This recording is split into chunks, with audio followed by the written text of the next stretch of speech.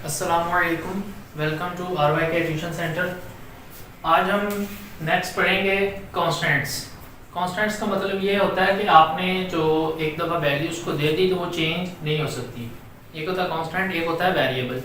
Variable के case में जो है वो वैल्यू आप चेंज कर सकते हैं, लेकिन जो कांस्टेंट है तो उसमें आपने जो एक दफ़ा वैल्यू दे दी तो वो फिर थ्रू आउट वैल्यू फिर वो वही रहेगी, चेंज जो है वो नहीं हो सकती। अब सपोज आपने कोई अगर वेरिएबल डिक्लेयर करना है, उसको वैल्यू असाइन करनी है, तो उसके साथ अगर आपने कांस्टेंट कीवर्ड जो है वो लगा दिया तो फिर वैल्यू जो है वो फिक्स रहेगी, चेंज नहीं हो सकती। फॉर एग्जांपल कि अगर हम यहाँ पे const int as equal to 20, अगर हम यहाँ पे एक वेरिएबल डिक्लेयर करते हैं इंटीजर टाइप का, एज लेते हैं हम, तो उसमें एज हमने सपोज वैल्यू दी उसकी 20, लेकिन हमने साथ जो है वो हमने लगा दिया कॉन्स्ट, यानी कि मतलब इसका ये है कि कांस्टेंट। तो अब जहाँ पे भी वेरिएबल एज जो है वो यूज होगा तो उसमें उसकी वैल्यू जो है वो 20 रहेगी, ना इससे कम हो सकती है ना इससे ज़्यादा हो सकती है। अगर हम इसको वैल्यू को चेंज करने की कोशिश भी करें तो वो एरर जो है वो जनरेट करेगा। सपोज अगर हम यहाँ पे लिखते हैं कि इंटीजर एज इक्वल टू 30, तो इस सूरत में जो है वो क्या करेगा, एक एरर जनरेट कर देगा। क्यों? क्योंकि हमने वैल्यू जो है उसके साथ कीवर्ड लगाया कांस्टेंट का, उसको डिक्लेयर कर दिया 20, तो आप थ्रू आउट जो है जहाँ पे भी एज वेरिएबल यूज होगा तो एज जो है वो 20 प्रिंट होगी, 20 ही यूज होगी। चेंज करने की कोशिश करेंगे तो वो चेंज नहीं होगा। उसके बाद है कि C++ यूजर इनपुट, कि हमने यूजर से जो है वो किस तरह इनपुट लेनी है। यहाँ पे तो हमने खुद वैल्यू असाइन की है 20, लेकिन अगर हम चाहते हैं कि हम यूजर से वैल्यू लें तो उस सूरत में यूज होता है Cin, इसको हम पढ़ते हैं Cin। इनपुट के लिए हम यूज करते हैं Cin और आउटपुट के लिए हम यूज करते हैं Cout। कोई चीज प्रिंट करनी हो आउटपुट के लिए हम Cout यूज करते हैं, और अगर हमने कोई चीज यूजर से लेनी है, इनपुट लेनी है, तो उसके लिए हम Cin यूज करते हैं। सपोज यहाँ पे हमने एक वेरिएबल डिक्लेयर किया इंटीजर x, ये हमने वेरिएबल जो है वो डिक्लेयर कर दिया। अब हमने यूजर से जो है वो वैल्यू लेनी है, तो सबसे हम पहले हम ऊपर प्रिंट करवाएंगे Cout इंटर योर नेम और Cin, जो वेरिएबल हमने डिक्लेयर किया तो उसमें हम वैल्यू जो है वो स्टोर करवा देंगे। ये हमने मैसेज प्रिंट करवाया enter your name, same as it is print होगा। उसके बाद Cin के अंदर हमें वैल्यू जो है जो भी यूजर एंटर करेगा वो x के अंदर स्टोर होगी।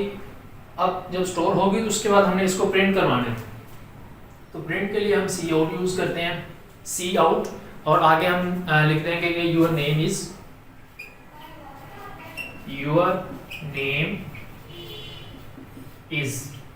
अगर हम चाहते हैं कि वो नाम आगे प्रिंट करे तो उसके बाद एंगल ब्रैकेट्स लगा देंगे x, तो ये इसी तरह प्रिंट होगा। अगर हम इसकी आउटपुट देखें तो आउटपुट में सबसे पहले लिखा हुआ आएगा इंटर योर नेम। इसमें हम जो भी छोटा लिखेंगे या बड़ा लिखेंगे सेम एज इट इज जो है वो प्रिंट होगा, इंटर योर नेम। उसके बाद यहाँ पे x के अंदर जो भी वो नाम लिखेगा वो स्टोर होगा, और उसके बाद ये आएगा कि योर नेम इज, उसके बाद है x, तो जो भी नाम वो इंटर करेगा, सपोज वो लिखता है अली, तो ये इस तरह प्रिंट होगा। x की जगह पे जो हमने वैल्यू यहाँ पे ली है यूजर से, x में वो वैल्यू स्टोर होगी, बाकी ये तो same as it is print होगा। Your name is double quotes, उसके बाद फिर एंगल ब्रैकेट्स, और उसके बाद x के अंदर जो भी वैल्यू आएगी वो नाम जो भी इंटर करेगा तो वो यहाँ पे नाम आएगा। सपोज अगर उसने अली इंटर किया तो इस तरह प्रिंट होगा कि योर नेम इज अली। ऊपर लिखा है कि इंटर योर नेम, और नीचे यहाँ पे वैल्यू स्टोर होगी, और नीचे फिर योर नेम इज, जो भी नाम इंटर करेगा वो यहाँ पे प्रिंट होगा। उसके बाद बेसिक जो है वो डाटा टाइप्स हैं, जिस तरह के इंटीजर है, फ्लोट है, डबल है, बूलियन है और इसी तरह करैक्टर। कितनी बाइट्स लेती हैं? इंटीजर के केस में इंटीजर जो है वो लेता है 4 बाइट्स। रैम के अंदर स्टोर होने के लिए अगर हम कोई वेरिएबल इंटीजर टाइप का डिक्लेयर करते हैं, एक्स डिक्लेयर किया, उधर हमने एज जो है वो डिक्लेयर की, तो वो 4 बाइट्स लेगा। फ्लोट के केस में भी ये 4 बाइट्स लेगा रैम के अंदर वैल्यू स्टोर करने के लिए। डबल के केस में 8 बाइट्स लेगा। बूलियन के केस में सिंगल बाइट लेगा, 1 बाइट। और करैक्टर की सूरत में भी, केस में भी सिंगल बाइट लेगा। जो बेसिक डाटा टाइप्स हैं, कौन सी डाटा टाइप जो है वो कितने बाइट्स लेती है रैम के अंदर स्टोर होने में, जो हम डिक्लेयर करते हैं, दोनों सेम है। फर्क सिर्फ इसमें जो है वो फ्लोट में पॉइंट वाली वैल्यू आती है और इसमें इंटीजर में पॉइंट वाली वैल्यू नहीं आती। बाकी दोनों की कंडीशन जो है वो सेम है। तो ये दोनों जो है वो 4 बाइट्स लेती हैं। डबल जो है वो 8 बाइट लेता है, इनसे बड़ा होता है, और ये दोनों सेम है। करैक्टर के अंदर एक सिंगल अल्फाबेट होता है, बूलियन के केस में भी या ट्रू होगा या फॉल्स होगा। तो ये जो दोनों हैं ये एक सिंगल बाइट लेते हैं रैम के अंदर वैल्यू जो है वो स्टोर होने में। अच्छा जी, कांस्टेंट के केस में जो कि वैल्यू फिक्स होती है, जिस तरह पाई की जो वैल्यू है, अगर हम यहाँ पे लिखते हैं पाई की वैल्यू कॉन्स्ट,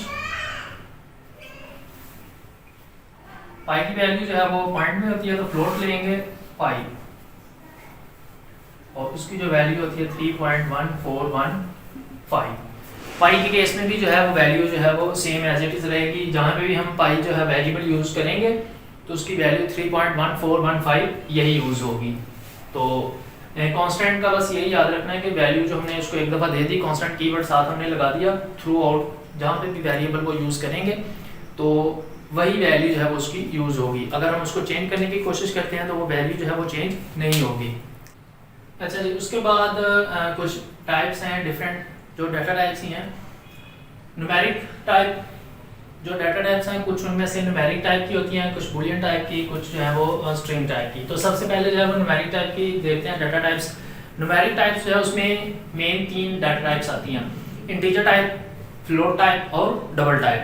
ये तीनों जो है वो न्यूमेरिक टाइप में आती हैं। इनको हम कब यूज़ करेंगे? जो इंटीजर टाइप है, जब हमने कोई वैल्यू स्टोर करनी है कि जिसमें पॉइंट नहीं आता, तो हम इंटीजर को यूज़ करेंगे। और जब हमें पॉइंट की ज़रूरत है, कोई ऐसी वैल्यू जिस तरह पाई की वैल्यू है, उसमें 3 पॉइंट आता है, उसमें जब हमने पॉइंट वाली वैल्यू हमें चाहिए होगी तो उसके लिए हम फ्लोट को यूज़ करेंगे। और डबल जो है उसमें भी पॉइंट वाली वैल्यूज जो हैं वो आती हैं। फ़र्क क्या है फिर फ्लोट में पॉइंट वाली वैल्यू, डबल में पॉइंट वाली वैल्यू? तो वो हम देखते हैं। सबसे पहले जो इंटीजर है, इंटीजर के केस में जो है इंटीजर x इक्वल टू 20, जब हमें वैल्यू विदाउट पॉइंट चाहिए होगी तो हम इंटीजर को यूज करेंगे। इसी तरह अगर हम फ्लोट है, float pi equal to 3.1415, float के केस में पॉइंट वाली वैल्यू आएगी, डबल के केस में भी पॉइंट वाली वैल्यू जो है वो आएगी, पाई इक्वल टू 3.1415।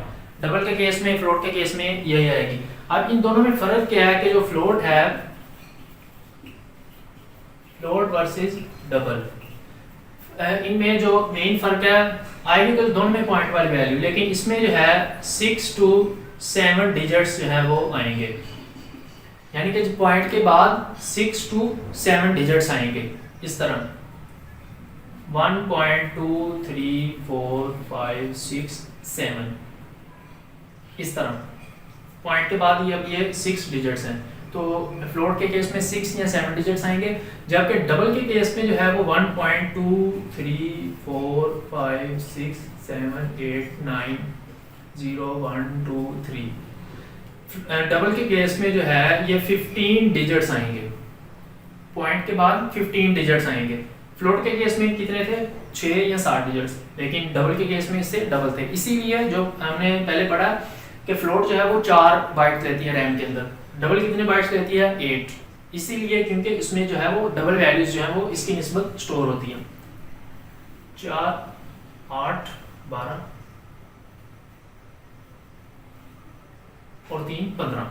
तो डबल में जो है वो पॉइंट के बाद 15 वैल्यूज आ सकती हैं, आए या ना आए वो ज़्यादा बात है, लेकिन मैक्सिमम हम जो है 15 वैल्यूज जो है हम स्टोर कर सकते हैं। और चाहे डिक्लेयर या इनिशियलाइज हम 15 से कम ही करें, लेकिन मैक्सिमम इसमें हम 15 कर सकते हैं। तो न्यूमेरिक टाइप के अंदर पहले इंटीजर थी, जब आपको पॉइंट वाली वैल्यू नहीं चाहिए होगी तो आप उसमें इंटीजर टाइप डिक्लेयर करेंगे। अगर आपको पॉइंट वाली वैल्यू चाहिए होगी तो उसमें आपने देख लेना कि पॉइंट के बाद आपको कितने डिजिट्स की ज़रूरत है। तो अगर 6 to 7 डिजिट्स की आपको ज़रूरत है तो आप इसको डिक्लेयर कर लें, और अगर आपको इससे ज़्यादा की ज़रूरत है तो आप डबल को डिक्लेयर कर लें। अगर आपको 6 to 7 डिजिट्स की अगर ज़रूरत है तो उसमें आप फ्लोट की बजाय डबल को भी जो है वो कर सकते हैं, लेकिन वजह यही फ़र्क यही आएगा कि रैंक के अंदर फिर वो है ज़्यादा बाइट्स लेगी। उसके बाद है बूलियन टाइप। बूलियन टाइप जो है इसमें ट्रू या फॉल्स दो ही केस होते हैं। तो इसको जब हम डिक्लेयर करते हैं बूलियन टाइप को, बूल कीवर्ड और उसके बाद माई बूलियन, इसको वैल्यू दे देते हैं ट्रू। वैल्यू हमने दे दी ट्रू, तो जब हम इसको प्रिंट करेंगे सी आउट, तो ये हम लिखेंगे माई बूलियन, तो ये प्रिंट क्या होगा ट्रू, क्योंकि हमने इसको वैल्यू दी ट्रू। अगर हम यहाँ पे फॉल्स दे देते हैं वैल्यूज को, तो जब हम यही चीज़ हम प्रिंट करेंगे तो वो प्रिंट कर देगा फॉल्स, यानी कि जो हम उसको वैल्यू दे देंगे तो वही उसको वो प्रिंट कर देगा। उसके बाद है स्ट्रिंग टाइप। स्ट्रिंग टाइप में एक पूरी स्टेटमेंट आती है जिसको हम डबल कोट्स के अंदर लिखते हैं। सपोज यहाँ पे हमने स्ट्रिंग, यहाँ पे हमने लिख लिया वेरिएबल ले लिया टेक्स्ट, स्ट्रिंग वेरिएबल ले लिया हमने टेक्स्ट, इसको हमने नाम दे दिया पाकिस्तान।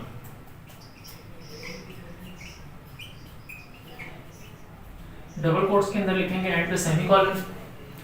स्ट्रिंग नाम लिया उसको डाटा टाइप यानी कि स्ट्रिंग, नाम उसको दिया टेक्स्ट, और वैल्यू उसको हमने क्या दे दी पाकिस्तान, डबल कोट्स के अंदर एंड पे सेमीकोलन। इसको जब हम प्रिंट करवाएंगे सी आउट टेक्स्ट सेमीकोलन, तो ये चीज़ जब प्रिंट होगी तो प्रिंट क्या होगा पाकिस्तान, ये चीज़ प्रिंट होके आएगी। इसके केस में जो है वो प्रिंट क्या होगा ट्रू। इसी तरह इधर जो हमने वैल्यूज ली थी तो इस सूरत में जो है वो 20 प्रिंट होगा, इसमें 3.1415, डबल के केस में भी यही जो वैल्यू हम देंगे नीचे जब उनको हम सी आउट करेंगे पाई, यहाँ पे सी आउट करेंगे एक्स, तो जो वैल्यूज हमने इनको दी होगी वही चीज़ जो है वो प्रिंट होगी। तो ये कुछ टाइप्स थी न्यूमेरिक बूलियन स्ट्रिंग टाइप की, लेकिन ये है कि जब स्ट्रिंग टाइप की हमने वेरिएबल यूज़ करना है, data type string data type जब हमें यूज़ करनी है, इसके ऊपर हेडर फाइल जो है वो हमें डिक्लेयर करनी पड़ेगी, hash include string dot H, hash include string dot H, वही कि जो हम इसको लिखते हैं आईडीई में,